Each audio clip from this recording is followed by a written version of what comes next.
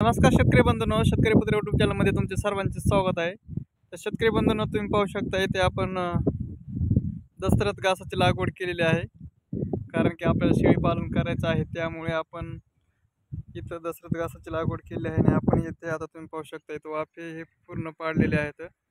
ह्याच्यामध्ये आपल्याला मेथी घासाची लागवड करायची आहे। तर आज मेथी घासाची मी लागवड करणार आहे। नंतर आता सरी ही खूप दिवस झालं पाडले होते ह्या दशरथ घासाबरोबरच, परंतु रेग्युलरमध्ये पाऊस असल्यामुळे आणि तण झाल्यामुळे ते उपटायला आणि ते पावसामुळे वेळ लागला, त्यामुळे थोडासा उशीर झालेला आहे। तर मी आज शेतकरी बंधूंनो मेथी घासाची लागवड करणार आहे। ते तुम्ही पाहू शकताय एकूण 4 वाफे आहेत। बी पण आणलेलं आहे मी, बी पण तुम्हाला दाखवतो आणि कशा पद्धतीने शिपला आहे आणि कसं शिपणार आहे हे पण मी तुम्हाला व्हिडिओच्या माध्यमातून दाखवणार आहे। आणि तुम्ही हे दशरथ घास कसा आहे हे मला नक्की कमेंट करून सांगा। तुम्ही पाहू शकता आपण शेळ्यासाठी दुसरा पण चाऱ्याची लागवड केली आहे।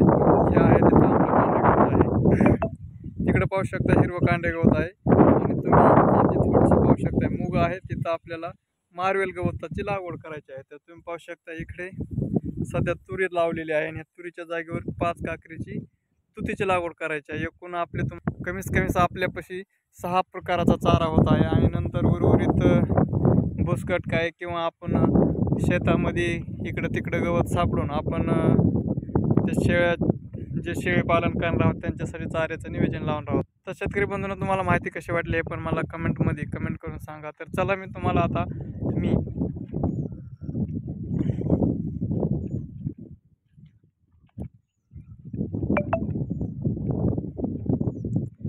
शेतकरी बंधूंनो, चला तर मी आता तुम्हाला मेथी घासाचं बी दाखवतो। तुम्ही पाहू शकताय इथं सावलीला आणून ठेवलं आहे, पुडा फोडला आहे आणि पाहू शकता कॅरी बॅगेमध्ये पॅकिंग होती आणि वरून एक दुसरा कागद होता, परंतु तो मी कागद घरीच काढून ठेवला आहे। तुम्ही पाहू शकताय आणि मी ह्या मापानं मापलंय आणि हे 2 माप भरून हे इतकं माप भरलेलं आहे। तर आपल्याला काय करायचं आहे, 4 वाफे आहेत आणि 4 वाफेमध्ये टाकता वेळेस समान 4 हिस्से करायचे आहेत आणि ते शिपडून घ्यायचं आहे, म्हणजे जेणेकरून कमी जास्त होणार नाही, त्याच्यामुळे ते माप हे आणलेलं आहे। तर शेतकरी बंधूंनो, तुम्हाला माहिती कशी वाटली हे मला कमेंट करून नक्की सांगा आणि जास्तीत जास्त शेतकऱ्यांना शेअर करा।